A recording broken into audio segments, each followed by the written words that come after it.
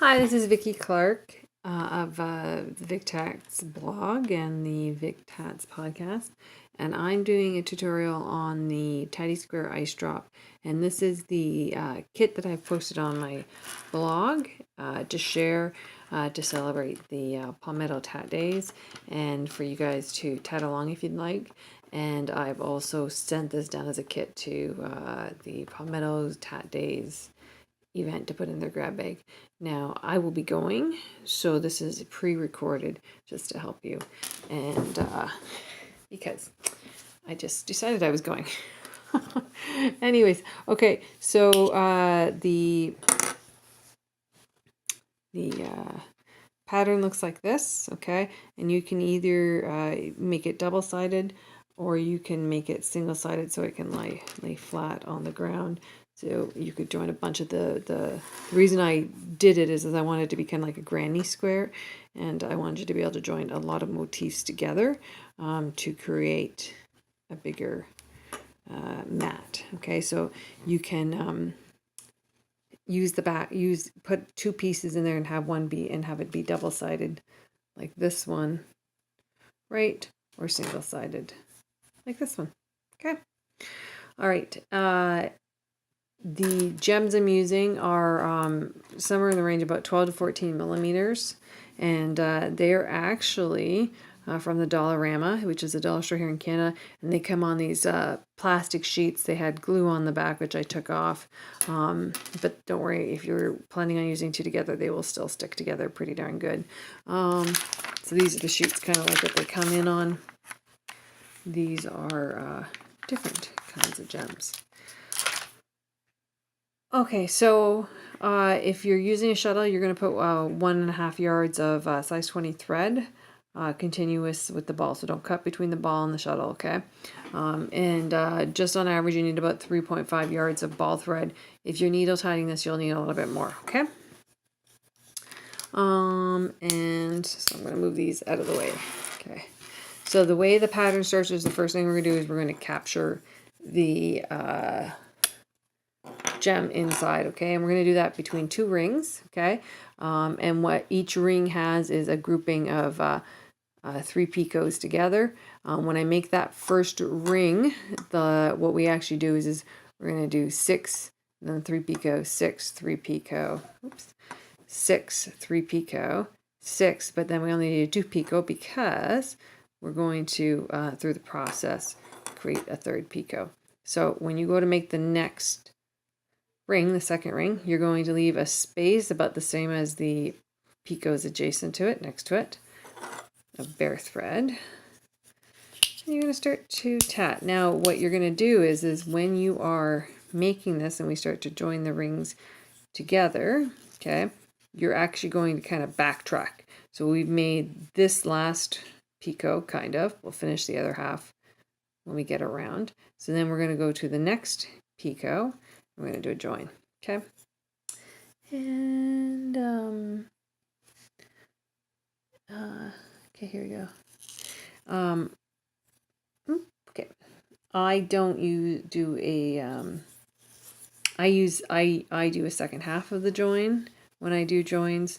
So if you are somebody who does, a full picot a full double stitch between joins, then you may need slightly shorter picots than what I'm using. I didn't say in the pattern how big a picots to use because I think it'll depend on how big a stone you're putting inside. Okay, so I did my 3 joins, and then I'm going to do 6 stitches.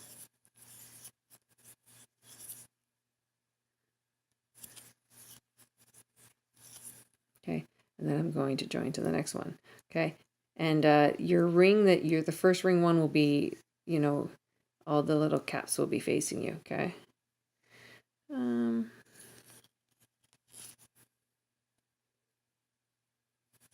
So the 2 rings will kind of be back to back. And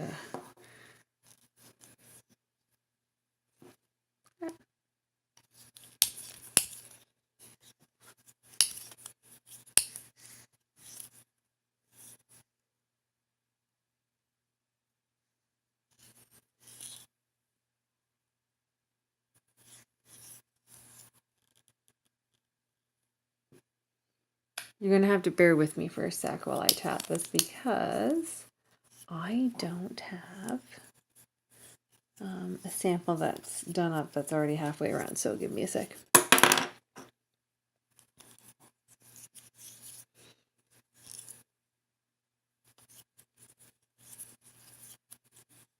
Okay, and then just as a point of a tip, I actually, as I was going around, I found that if I was periodically putting the gem in, that helped to separate out the picos a little bit better. But it was really annoying and fiddly to leave it in the whole time, so I just would put it in, place it kind of there like that, and then let it drop out.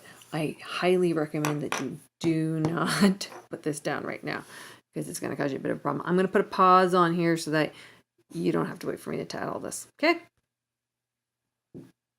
Okay. So, I'm back. I have, finished out the, ring. Okay. So this was the ring I was making, right? And so what I am going to do is stick this in here for now.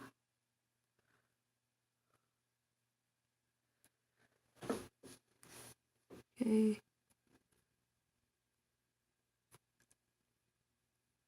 Okay, and each of the points go between the sets of 3 picots, right? And I'm going to tension.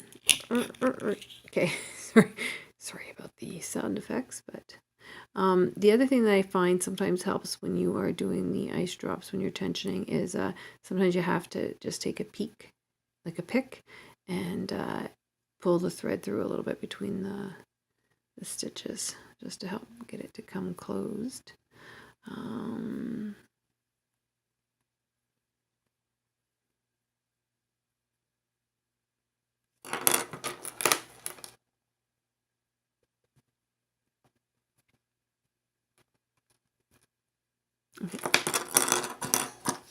Okay, so now we've closed this down.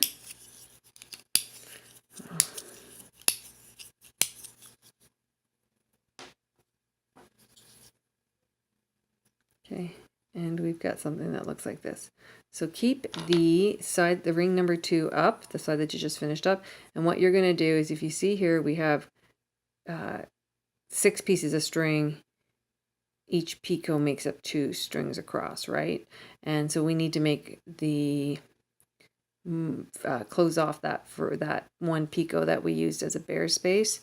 And we're going to just tie so that we use half from the front and half from the back to do that.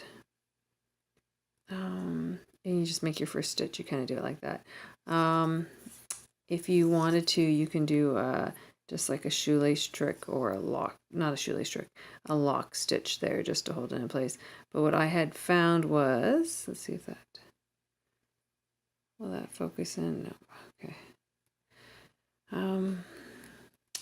What I found is that if I did that, I tended to have it flip back anyway. So what I do instead is, as I'm tatting it, I just make sure that it stays where it's supposed to stay.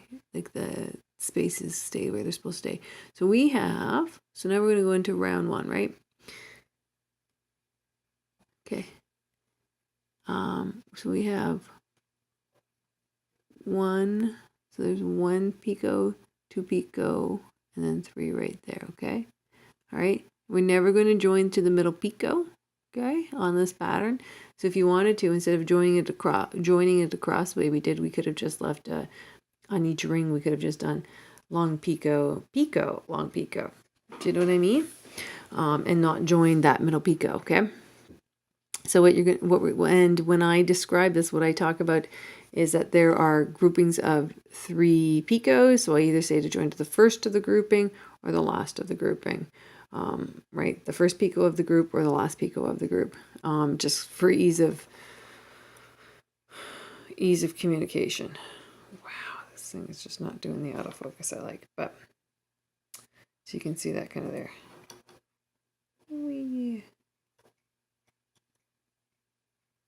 There we go. Okay, there's some focus.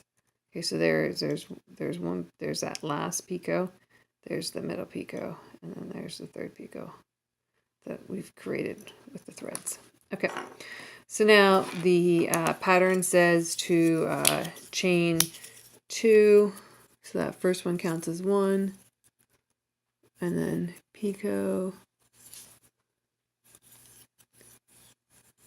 2, and then do a lock join to the last picot of the group. There's our last picot of the group. Just as a little tip, sometimes when we're joining like this, I find if I just slide this all the way under the stitches, it works. Of course, it's not doing it right now. There we go. Okay. If you can only pull up through 1 picot or half the picot, one of the threads, we just need it to attach into the outside thread. Okay. Dun dun dun. There we go. Okay. And pull this up through.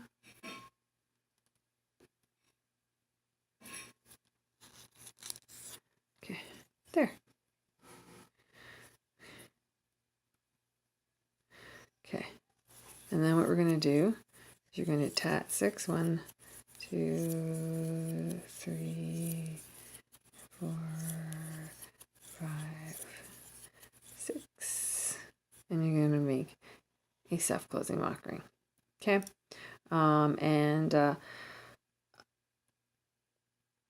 I would look up a tutorial for the self-closing mock ring, or Jean Eberall on her technique site has a really good diagram of how to do it, a good written explanation, or there are ones on YouTube as well. Okay, so what we'll do is we do this, we do a self-closing mock ring, we come back down, we tat 6 more, and we end up with, and we join back to the first picot of the next group. Okay, so if we look on this, this is a one that's been done around. We've done, or 2, 2, join to the last picot of the first group, come around, 6, self-closing mock ring, 6, join back, join to the first picot of the group, lock join. Okay. If you are a needle tatter, I heavily recommend that you actually do a lock join. I know some needle tatters just go up and under, but then you're at the risk of if you pull your thread too tight, the whole thing tensioning up, and you end up with a little garble gook. Again, it's up to you and your experience. Anyways, we'll end up with something like this. Okay, and we join back to the front, to the first of the round. Okay, and then what we will do is, in the round 2, what I actually do is, when I'm telling you where to join, I'm saying above the lock joins in the previous round. Okay. And there's a diagram with this pattern, so I can kind of cheat a bit on that, so you can see where you join back. So I'm just going to close this off. So this is me just closing off round 1. Okay. And then I would do, if we look here, I would do 6 picot 6 lock join 2 right there. So the space, there's a lock join to the around the picot here, right? And I don't know if I mentioned this earlier, but we lock join around that picot. And then so there's a lock join there. So then when that lock join happens, there's a little space between these 2 stitches right there. Okay. It's not really a picot, right? Well, it's not quite a picot. I always think of picot as something like this, right? But it's pretty much the same as a very small picot, right? So there you go, right in there, okay? And then in the next part, I say you're going to do 6 lock join, and then you're going to do on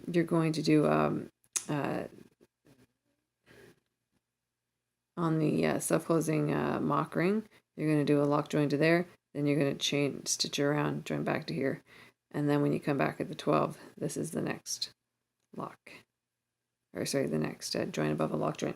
Okay, I know that just sounded weird, so I'm going to switch over to one where I've already done it.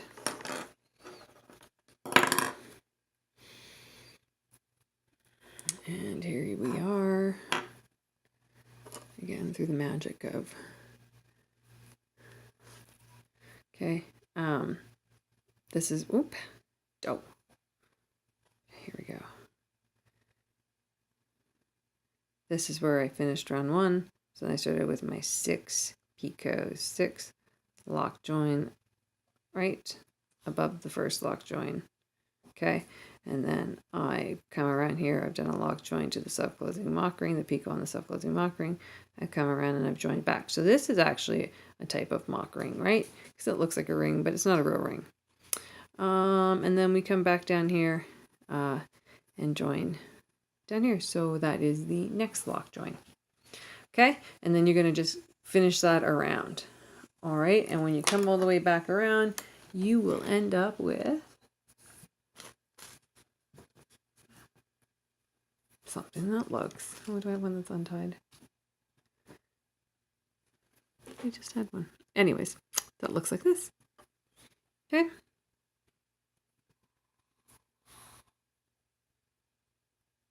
And then if you want, you can always add it, you know, you're going to hide the threads, right? You can always, if you are using it flat, then you just hide the threads on whatever you consider the back to be. But you can always, if you want to make a little fob, you can actually add tassels to this. And that's really cute, which I've done, but I don't have one here as a sample right now. And then they become like little ornaments. And very cost effective to get the gems, right? Because they're dirt cheap. Now, if you look at the pattern, what I've actually done is the terms are down here. I've gotten you there's a picture. If you're getting it off the internet, then it's a much better picture than this one. And then we have the diagram. So there is the